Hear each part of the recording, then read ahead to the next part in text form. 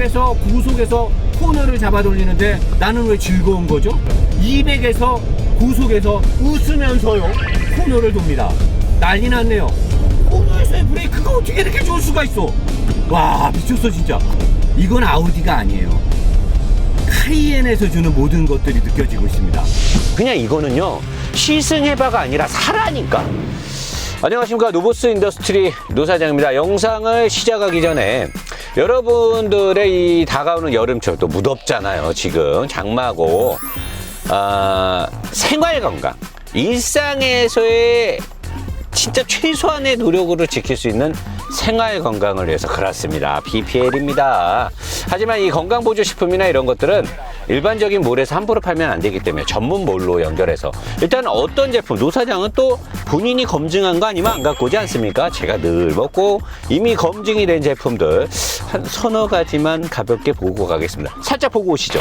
건강을 지키기 위한 여러 가지 수단이 있습니다. 하지만 유산균, 여러분들 요새 많이 알 거예요. 유산균 얼마나 중요한지 다 알죠. 이미 유럽과 일본에서는 유산균의 중요성이 굉장히 많이 부각이 되고 시장성도 되게 큽니다. 근데 우리나라에서는 아직까지는 유산균에 대한 정보가 그렇게 많지 않아요. 물론 TV 광고를 통해서 많은 제품들이 있죠. 하지만 그래바이오 이 제품을 제가 선정한 데는 이유가 있어요. 그래바이오에 들어가 있는 포스트바이오틱스 유산균은, 포스트바이오틱스는 여러분들이 네이버나 구글 어디에서 검색해 보시면 다 알아요. 몸에 좋은 포스트바이오틱스, 저는 의미 없다라고 봅니다. 그래바이오에서 이 제품에 들어가 있는 포스트바이오틱스는 면역에 되게 특화된 연구 논문과 자료들을 다 확보하고 있고 거기에 중점적으로 개발이 돼 있단 말이에요. 건강의 기초는 저는 장에서부터 시작한다고 봅니다. 유산균을 장 내에 얼마만큼 살려서 보낼 것이고 거기에 되어 있는 특화된 기술이 무엇이 있느냐, 이 짧은 영상에서 제가 그런 것들을 말할 필요가 없습니다. 여러분들이 검색하면 이미 다 나와요. 저는 면역에는 추천합니다.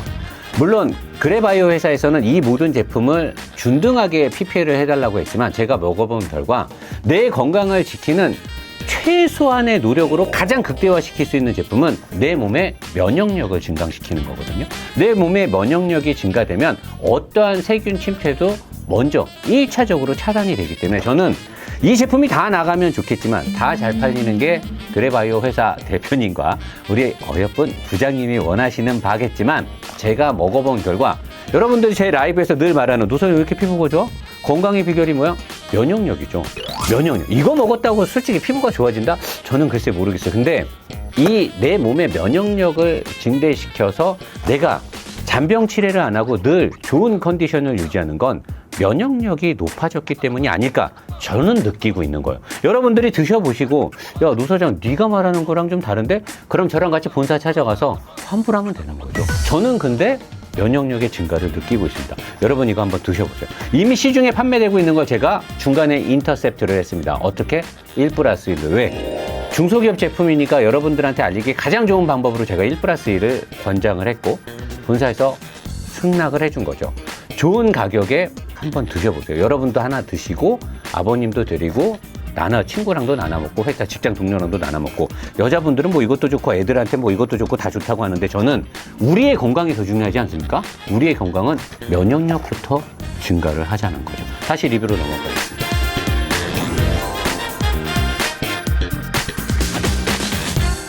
자, 안녕하십니까, 노보스 인더스트리 노사장입니다. 지금 저는 아우디 Q7 55 TFSI 3.0 V6 가솔린 엔진 SUV계에서 아무래도 구력이 어느 정도 있는 아우디에 앉아 있습니다. 이 차를 타기 전까지 Q8을 탔고요. 같은 플랫폼을 쓰는 카이엔을 탔고요. 그 다음에 또 뭐 람보르기니 우루스를 또 탔죠. 같은 플랫폼들을 쓰고 있는 그 차들이 대부분 다 칭찬을 받았어요. 엄청난 칭찬을 받았죠. 그냥 칭찬도 아니고 똑같은 플랫폼, 똑같은 구성 요소들이 다 들어가 있습니다. 엔진하고 세팅값은 다르겠지만 대부분은 같은 하드웨어를 쓰고 있죠. 일단 뼈대가 같고 소재가 같고 엔진 미션, 사륜 방식, 에어매틱 등등 여러 가지 면에서 너무나 출중한, 영상의 시작부터 뭐 조금 단정을 짓고 간다라고 하면 저는 사실 BMW의 개인적인 자칭 홍보대사인데 제가 BMW의 칭찬을 아끼지 않죠. 그리고 잘못된 부분은 정확하게 집어내고, 재미로 타기에는 X5만한 차가 없다. 하지만 가족을 위해서라면 X5는 선택하지 마라 라고 내가 늘 말을 했어요. 가족을 위해서는 GLE나 디스커버리 같은 뒷자리가 좋은 차를 타야 된다. 그리고 뒷자리의 승차감이 좋아야 된다. 너무 스포츠성이 강한 X5는 운전의 재미는 좋을지는 몰라도 뒷좌석에 탄 사람들은 지옥을 맛보게 될 것이다. 지옥까지는 그렇고 아무래도 너무 딱딱하고 좀 어지럽죠. 그러면서 제가 부드러운 GLE나 또는 뭐 디스커버리 같은 차가 가족을 위해서는 좋고, 그리고 레인지로버 스포츠도 상당히 부드럽다, 뭐 여러 가지 등으로 얘기인데, 그런 얘기를 했던 중요한 이유는 SUV는 사실 달리려고 타는 차는 아니잖아요. 이 변태 같은 모델로 뭐 M이라든가 AMG라든가 터보 S 막 이런 게 나오는데, 사실 SUV는 스포츠 유틸리티 바이클이라고 해서 스포티한 그 레저 생활과 함께 다목적성, 유틸리티한 다목적성을 갖고 있어야 되는데, 너무 X5는 주행성의 포커스가 세지 않느냐. 그렇다 하더라도 사실 이전의 Q7보다는 제가 X5를 칭찬을 많이 했습니다. 근데 이 차를 딱 타고 느낀 거는, 내가 자칭 BMW 홍보대사고 동성모터스나 BMW 코리아에서 노사장을 언제까지 쌩깔지는 모르겠지만, 뭐 내가 대놓고 뭘 달라는 건 아니지만 그냥 쌩까니까 나는 그래도 BMW가 잘 만들어진 걸 홍보를 할 건데, 이번에 이 Q7은요 카이엔의 약간의 부드러운 버전이에요. 내가 작년에 텅스텐 브레이크가 들어가 있는 카이엔을 얼마나 높게 평가를 했습니까? 그리고 Q8이 얼마나 높은 점수를 받았죠? 그 모든 것들이 다 여기서부터 시작된 거죠. 아우디의 Q7 플랫폼으로부터 시작을 했단 말이에요. 당연히 칭찬을 받을 수밖에 없겠죠. 그래서 이 BMW X5는 이번에 내가 뭐 BMW를 배반의 그 뭐 자동차 유튜버 중에 배반의 아이콘 누구 있는데, 뭐 배반을 하고 내가 뭐 넘어가고 그런 게 아니고 사실은 인정하자는 거죠. 동성모터스와 BMW는 분발을 해야 됩니다. 사실을 인정하자라고 하면 이 Q7이 X5보다 유틸리티, 다목적성이나 가족을 위해서는 월등히 좋습니다. 특히나 뒷좌석의 시트의 이 구조는요, 예전에 디스커버리 D4, 그 다음에 이번에 디스커버리 5, GLE 등등과 맞먹는 의자 구성, 가운데 열을 앉거나 양쪽에 앉거나 뒷좌석의 의자 구성이 퍼펙트합니다. 퍼펙트하고요, 앞좌석의 의자도 너무 좋죠. 약간 아우디스럽지 않게 딱딱한 면이 있어요, 의자가. 하지만 이 의자가 딱딱하면 앉았을 때 푹신하게 안아주는 맛은 없지만 장거리를 갔을 때 피곤하지 않죠, 사람이. 그래서 이 의자 구성이 너무 좋고요, 성인 5명도 너끈하게 탈 수 있습니다. 앉기 불편하지만 3열 시트도 있죠. 이런 것들을 봤을 때 저는 Q7의 가격, 성능, 소재 구성 모든 부분에서 가족을 위해서 산다라고 하면 GLE 싸다고! X5 미안합니다, 추월합니다. X5를 가뿐하게 추월을 합니다. 얘가 X5에 비해서 모자란 부분은 단 하나, 코너를 들어갈 때 또는 일반적인 주행에서 샥 달릴 때 앞바퀴의 서스펜션이, X5는 텐션 스트럽과 함께 스티어링 암이 다각도로 움직이면서, 모든 차는 앞바퀴 서스펜션의 맥퍼슨 타입의 두 가지가 밑에 있는 로우암이 앞쪽으로 텐션 스트럿이 나가느냐 뒤쪽으로 스러스트 암으로 빠지느냐에 따라서 운동성이 달라져요. 무조건 스포티함을 좀 멋들어지게 느낌상 쫙 주려면 텐션 스트럿이 있어야 되는데, 만약에 텐션 스트럿이 없이도 스포티하게 하려면 무게 배분을 바꿔야 됩니다. 앞쪽에 엔진이 없어야 돼요. 근데 모든 이런 SUV들이나 일반 세단이 앞쪽에 엔진이 있기 때문에, 그렇게 되면 텐션 스트롯으로 앞으로부터 이렇게 암이 활대 시위처럼 나와야 되는데, 아우디나 우리나라의 예전에 G90이나 이런 차들 EQ900은 다 스러스트함으로 뒤로 빠져 있잖아요. 얘가 이제 부드러운 운전이나 세팅 값이 더 좋은데, 얘가 X5에 비해서 서스펜션의 구조가 X5랑 지금 아우디 이 Q7을 비교해 보세요. 서스펜션의 구조가 반대란 말이에요. 그리고 X5는 BMW는 핸들을 들면 카빙턴을 하게 돼 있어요. 핸들이 이렇게 바퀴가. 근데 이런 아우디 예전 모델이나 이전 Q7까지는 핸들을 돌리면 이렇게 수평으로 돌아요, 바퀴가. 근데 얘는 위쪽에 있는 어퍼암의 위치를 바꿨죠. 위쪽에 있는 어퍼암의 위치 두 개를 바꾸고 포르쉐 또는 벤테이가 우루스로부터 좋은 데이터를 수여를 받았겠죠. 그래서 이 차는 운전을 하게 되면 날카로운 카빙턴은 없지만 사실 SUV가 카빙턴을 해서 뭐 할 거예요? 맞잖아. 내 말이 틀린 건 아니잖아. SUV를 타고 뭐 조지고 다닐 거야? 가족 태우고 아버지 태우고 아싸 200에서 막 코너 잡고 들어갈 거야? 그건 아니잖아요. 그런 거를 봤을 때 이 차가 이제는 완벽하게 가족용 다목적 SUV로 봤을 때는 GLE나 X5를 가볍게 추월할 수 있습니다. 어렵게도 아니에요. 가볍게 추월하면서 엄청난 만족도를 줍니다. 이거는요, 제가 리뷰로 그냥 말할 필요 없어요. 그냥 여러분 시승해보면 그냥 단박에 알아. 노사장이 저 차 왜 빠는지 알겠다. 노사장이 좋다고 하는 그냥 운전하면 알아요. 이 차의 최대 단점은 뭐냐? 아우디답게 전자장비에서 약간의 오류가 아직도 있어요. 그리고 48V 마일드 하이브리드가 들어간 벤츠도 그렇고 요즘에 이 독삼사나 여러 회사들이 이 12V와 48V를 범용으로 쓰면서 전자적인 오류를 완벽하게 잡지 못했는데 얘도 살짝 있어요. 그래서 파킹 센서라든가 가끔은 이 터치 화면에 약간의 버벅임이 있는데 아직까지 제가 타면서 그냥 입에서 욕이 나올 정도로 심한 버그는 없었고요. 제가 차를 받아서 올 때 한 번 살짝 오류가 있었는데 바로 다시 잡혔고 계기판에 경고등이 계속 떴다가 다시 없어졌고요. 파킹 센서는 약간의 오류가 있어요. 하지만 하드웨어적인 거나 세팅이나 여러 가지에서 너무나 만족도를 주기 때문에 그런 것들을 흠을 잡고 싶잖아요. 그리고 또 하나의 단점, 이 차는 터보가 커요.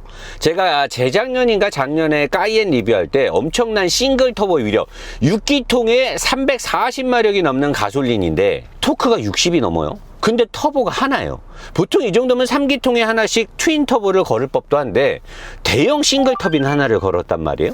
대형 싱글 터빈 하나를 걸면 약간 작은 트윈 터보 두 개를 걸면 응답성이나 초반에선 좋겠지만 완벽하게 큰 힘이 필요한 4000rpm 부근에서는 터보의 부스팅이 부족하단 말이에요.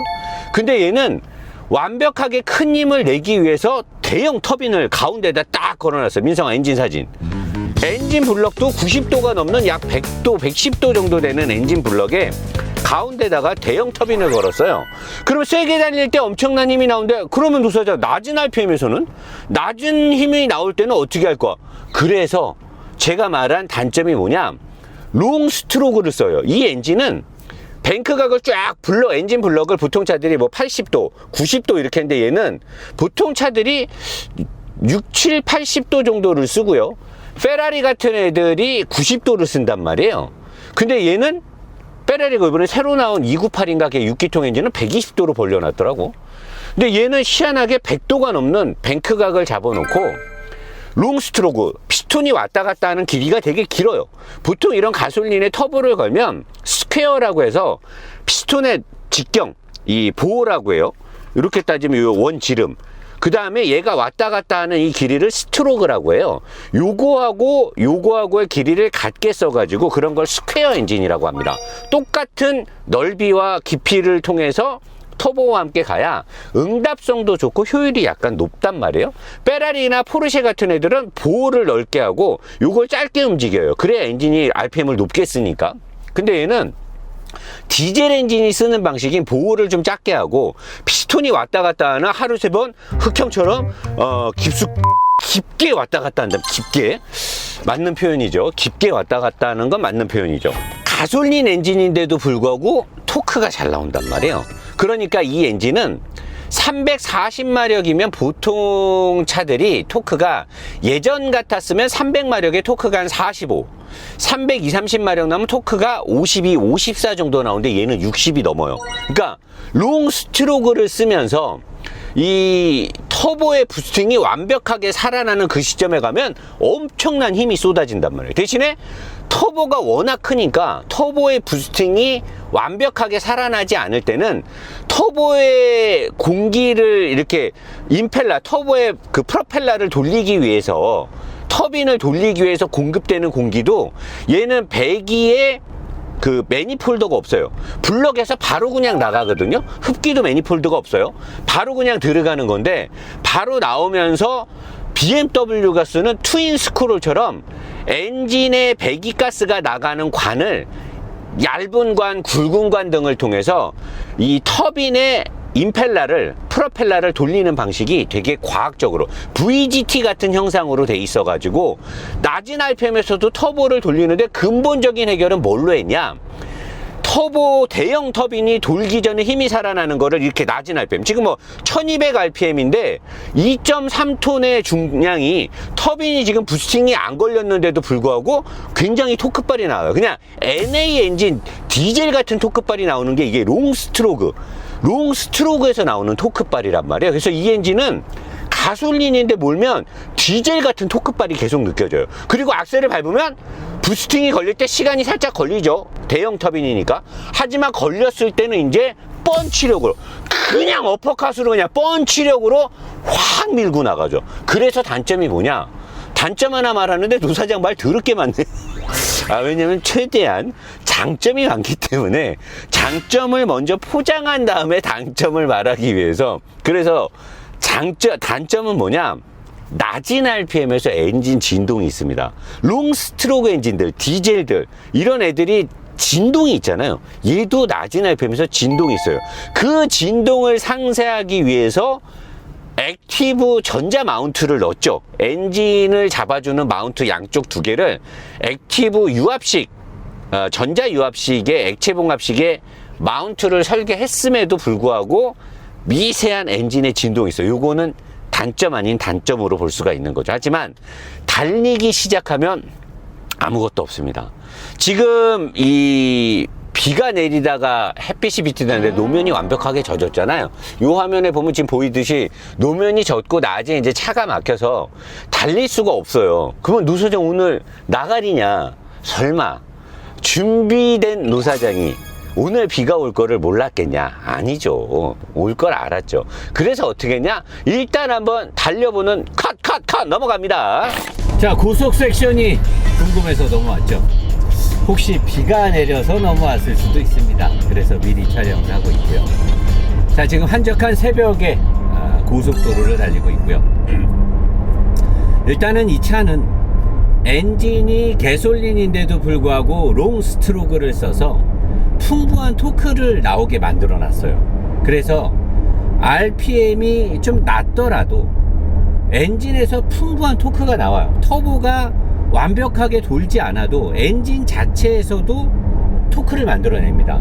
그래서 항속을 걸었을 때, 특히나 가족들하고 어디 여행을 갔다 오거나 여행을 가는 도중에 고속도로에서 항속을 걸었어요. 100km, 110km 이 정도 항속을 걸면요, 거짓말 한 3%만 보태도 전기차를 타는 것과 똑같습니다. 엔진의 움직임은 없다라고 보시면 돼요. 엔진이 흡입 압축 폭발 배기로 움직이는 게 아니라 그냥 돌고 있다라고만 생각하면 돼요. 지금 110km, 뭐 105km 이 정도의 항속인데요. 차 안에서는 아무것도 없습니다. 하체 소음이든 노면 진동이든 그 다음에 뭐 서스펜션이나 뭐 타이어가 움직이면서 나는 거 아무것도 없습니다. 그냥 내가 전기차를 타고 있다라는 느낌이 들 정도로, 왜 노사장이 영상 초반부터 계속 가족과 함께라면 이 차를 타야 된다라고 제가 얘기를 하냐면,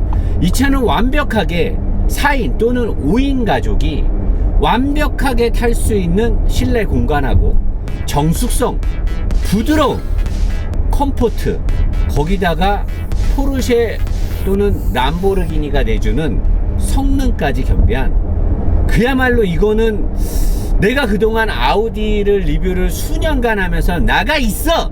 라고 했던 부분에 대해서 석고대죄를 해야 되는 상황인 겁니다. 정말 I'm so sorry 아우디. 정말 이 Q7은요, 정말 잘 만들어진 차입니다. 가족과 함께 장거리를 달린다, 그리고 운전자가 어떤 운전의 재미만을, 사실 SUV를 타면서 운전의 재미를 말한다는 건 좀 약간 어불성설이잖아요. 운전의 재미보다는 SUV 본연의 목적성, 스포트 유틸리티 바이클, SUV 본연의 특성에 맞는 건 단언컨대 우리나라에서 가격 대비 1억 왔다리 갔다리 해서 살 수 있는 최고의 선택은 아우디 Q7이 될 겁니다. 디자인도 이쁘고요, 서스펜션, 에어매틱, 감압 댐퍼, 방대한 알루미늄 소재의 적용, 그 무엇도 그 어떤 경쟁차들과 견주어서 이 차가 처질 수 있는 이유는 없습니다. 거기에 운전의 재미도 BMW의 텐션 스트럿의 엄청난 카빙턴이 되는 그런 서스펜션 구조는 아니지만 정말 이 차는요 너무나 만족스러운 차입니다. 너무나 아름답고, 나는 BMW와 함께 갈 건데 그렇다 하더라도 이 차가 좋은 건 어쩔 수가 없습니다. 지금 가족과 함께 1억짜리 고급 SUV 성능과 안정과 뽀다구를 다 생각하신다면 아우디가 전장 부품에서 약간, 제가 타는 동안에도 뭐 파킹 센서가 약간 오류를 계속 보여주고 있는데 용서가 됩니다. 그런 것들을 다 떠안고서라도 이 차는 정말 퍼펙트하다라는 말을 해줘야 돼요. 퍼펙트. 고속주행을 안 하고 왜 자꾸 썰을 풀고 있냐? 이유가 있습니다. 구간 단속 구간입니다. 구간 단속 구간에서 쏠 수 없잖아요. 지금 구간 단속 구간이기 때문에 구간 단속 구간이 끝나고 나서 힘차게 한번 밟아줘야죠. 근데 이 차는 앞바퀴 서스펜션의 움직임이 부드러움에 포커스가 맞춰졌음에도 엄청난 주행성을 줘요. 아마도 뒷바퀴 조향이 들어가서 고속에서 차선 변경을 할 때 대각선의 순간 이동을 하게끔 해주는 그런 원리하고, 포르쉐나 람보르기니 또는 벤틀리가 이미 손보아놨던 앞바퀴 너클함에 어퍼암 쪽에 엇박자를 주면서 그런 것들로 인해서 뭔가 마법이 일어나고 있는 거죠. 한 달에 한 번씩만 마법이 일어나진 않습니다. 정말 너무나 마음에 들어요. 어떻게 고속에서, 장거리 고속도로에서 이렇게 부드러움과 정숙성과 엄청난 승차감을 주면서 고속에서 달릴 때 차가 불안하지 않는지. 이거를 어떻게 이 모든 두 마리의 토끼가 아니라 3마리의 토끼를 다 잡았어요. 이건 정말 대단한 거 아닙니까? 어떻게 차를 이렇게 만들었지? 본격적으로 지금 되게 조용하고 정숙하잖아요. 벌써 140km입니다. 속도, 브레이크 기가 막힙니다. 기존의 아우디들이 브레이크를 밟았을 때 허둥지둥 되거나 뒷바퀴의 캐퍼시티가 붕괴가 되는 그런 상황이 없어요. 전체적으로 깔리면서 내려가는. 차주님, 저 교통카드 좀 썼습니다. 제 거는 깜빡 잊고 안 바꿔놨네요. 그동안 아우디들이 앞으로 꼬꾸라지는 그런 게 아니고 방대한 알루미늄의 적용, 그리고 워낙 차체가 크고 맨 뒷부분에 스틸이 들어가면서 무게 배분이 5대5는 아니겠지만 웬만큼 무게 배분이 잘 돼 있어서 고속에서 급브레이크, 이 정도 중량 2.3톤이 넘는 차에서 급브레이크를 때렸을 때도 허둥지둥 되거나 뒷바퀴가 브레이크 용량이 너무 작아서 뒷바퀴가 브레이크가 안 듣는 것 같은 그런 느낌 아예 없습니다. 너무나 마음에 듭니다. 자, 이제 한번 달려볼까요?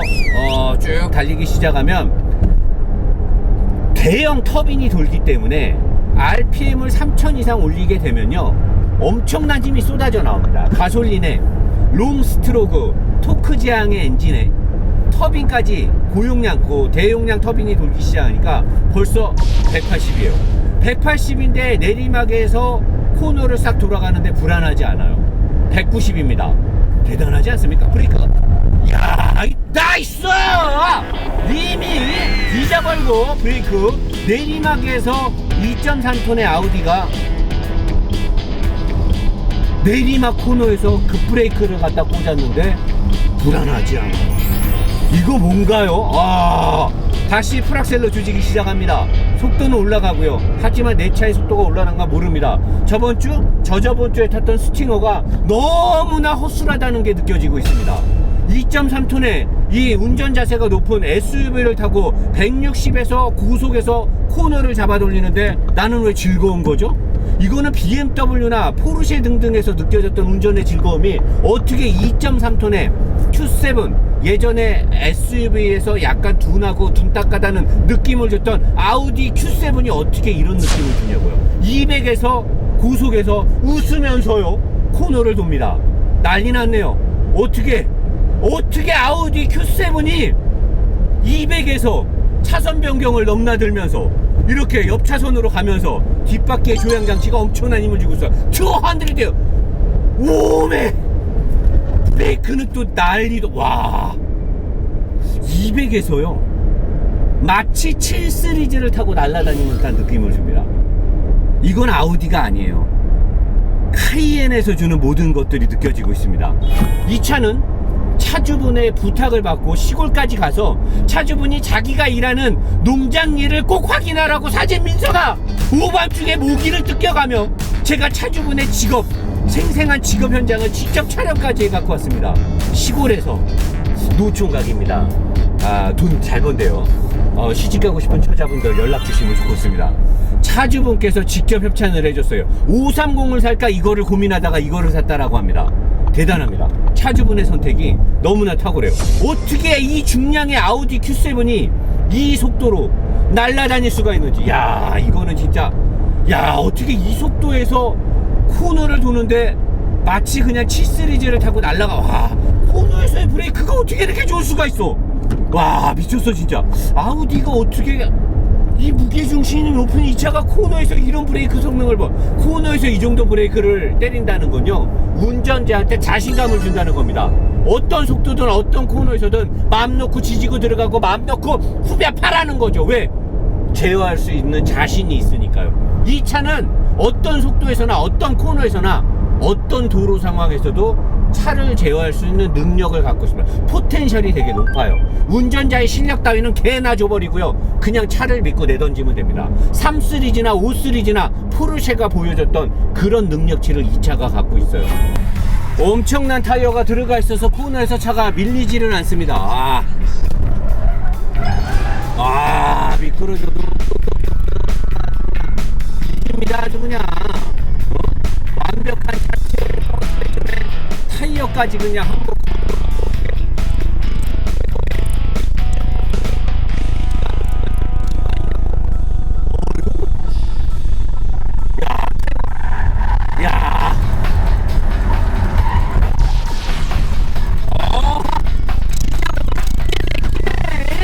기가 막혀. 아우디가 아니네. 기가 막히네. 기가 막혀. 야 아우디 니네 X5 드디어 땄구나. 네가 이겼다. 네가 이겼어. 요번에는 Q7이 이겼네. Q7이 이겼어. 자 다시 주간 리뷰로 넘어갑니다.